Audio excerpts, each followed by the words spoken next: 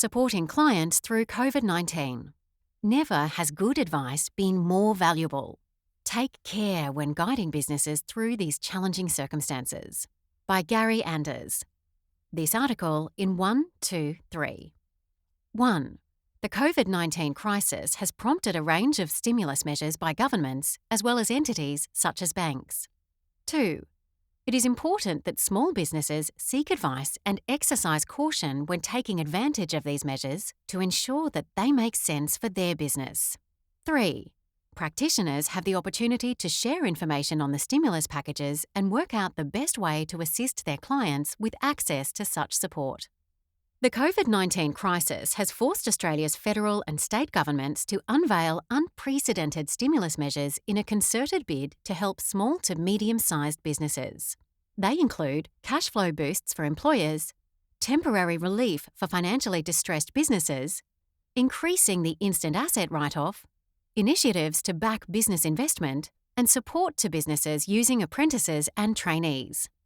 On top of the government measures, banks and other lenders have announced their own assistance programs, such as allowing businesses to defer payments on their loans. Many businesses will already be rushing to take advantage of the measures on offer, but doing so without professional advice could be a costly mistake.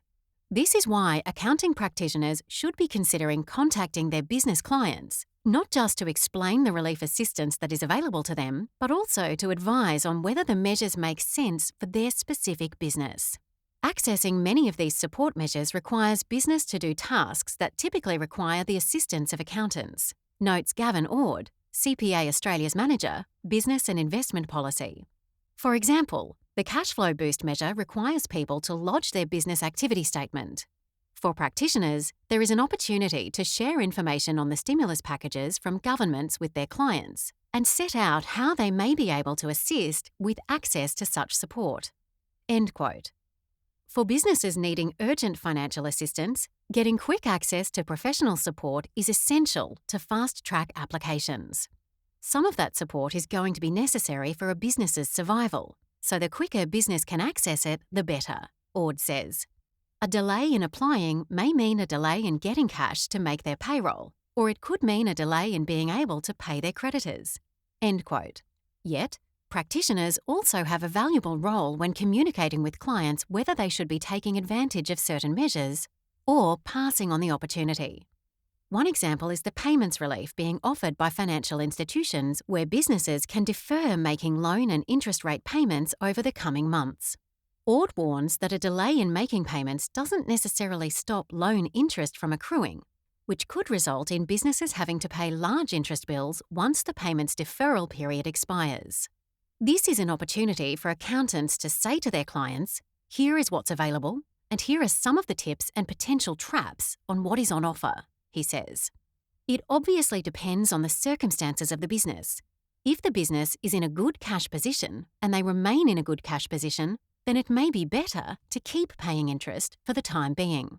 For businesses in cash flow difficulty, it may be better to access the interest deferral and take advantage of other measures by the federal government and the banks that potentially make it easier for small business to get a new loan, extend their current credit limits such as overdraft facilities, or restructure their current loan. End quote. Practitioners can help their clients to speak with their bank, prepare the financials required for loan applications, and provide their client with wise counsel on whether taking out that new loan is prudent or purchasing that asset makes business sense. Reaching out to all business clients, whether through a direct customer calling program, by regular emails, or both at this time of crisis may be beneficial for both the client and the practitioner. Online tools now make it very easy to conduct calls with multiple clients at the same time, which may be useful to broadly explain the measures available in an open forum. One-on-one contacts will provide businesses with specific information relevant to them. An accountant is well placed to help businesses do a reality check on what's good for the business and what's not good for the business, Ord says. Just because something is on offer by the government or the banks doesn't mean it's in a business's best interests. For example, while the expanded instant asset write-off and the new accelerated depreciation measure may sound good, whether they are actually good for a business will depend on their circumstances. If they're actually in financial trouble, going out and buying a $100,000 piece of equipment may not be the best decision at this point in time, regardless of the government incentives. End quote.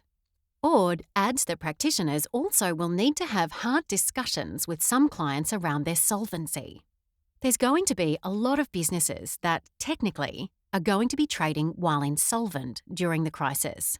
The government has introduced some temporary relief measures on trading while insolvent, but that doesn't mean businesses should stop regularly measuring their solvency and liquidity.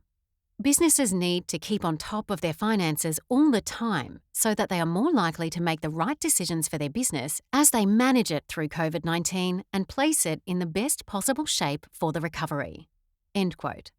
With government stimulus measures, possible easier access to finance, and businesses needing the guidance of professionals to get through the crisis, the coming months may actually see an influx of work for many practitioners.